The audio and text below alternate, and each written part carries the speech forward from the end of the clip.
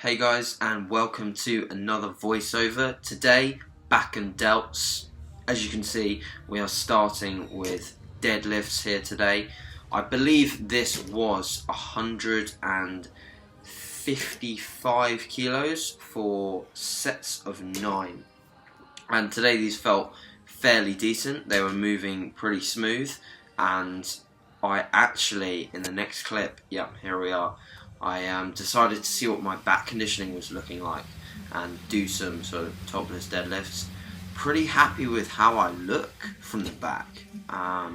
Conditioning wise, I think when I go into a gaining phase, I hold it more on my face, so I'm getting a little bit chubby on the face and also on the abs, which is a bit demoralizing because I'm going to lose that beach bod essentially.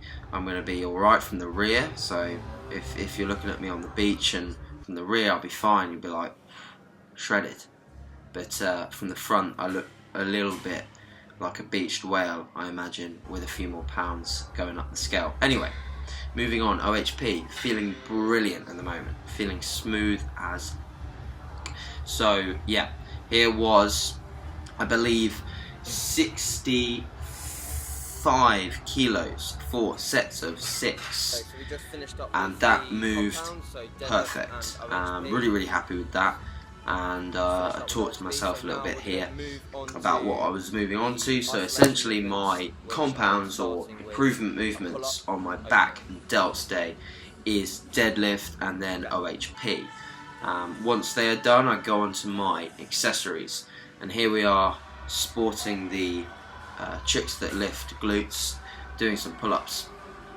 Now this angle is provided by my new Joby grip tight camera mount, which I got from Amazon for like 13 quid.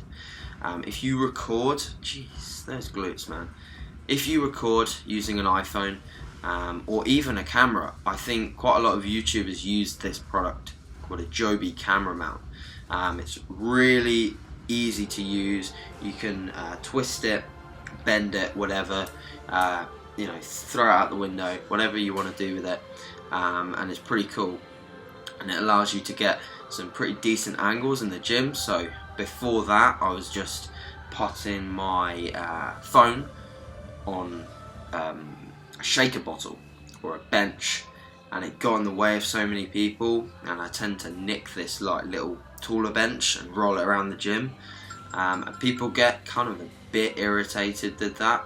So I got a camera mount, and I will be getting some cooler angles. Anyway, we moved on to an underhand pull down after the pull-ups. I tend to do all my back movements, and then all my back accessory movements, and then I move on to all my delt accessory movements after. This is a great movement if you want to try and replicate a similar sort of movement to a dumbbell row. Obviously here we are going for a horizontal row because we've just done a vertical, so we're going to a horizontal, and these felt good. I wouldn't say they're my favourite. I say I'd actually prefer to do these with a complete flat bar and not single hand. I think this was creating quite a lot of tension on my abs. I was trying to hold myself tight, but as you can see my upper body was coming around a little bit too much, and especially as the loads increase, I think that will get a bit tough, so I'll probably drop it. Here we are, moving on to my delt accessory movements, and this was a side lateral raise on the cables. If you do these, you will find that you cannot go heavy. You cannot go much higher than 10, like 12, 15 kilos. Here I have 7.5 kilos for sets of 10 to 15, and that feels tough. So to keep your form strict on these, go light. There's no one watching you in the gym telling you what to lateral raise. No one's going to be impressed by your massive lateral raise. You know, if you want to build good delts, start using your delts in your delt movements.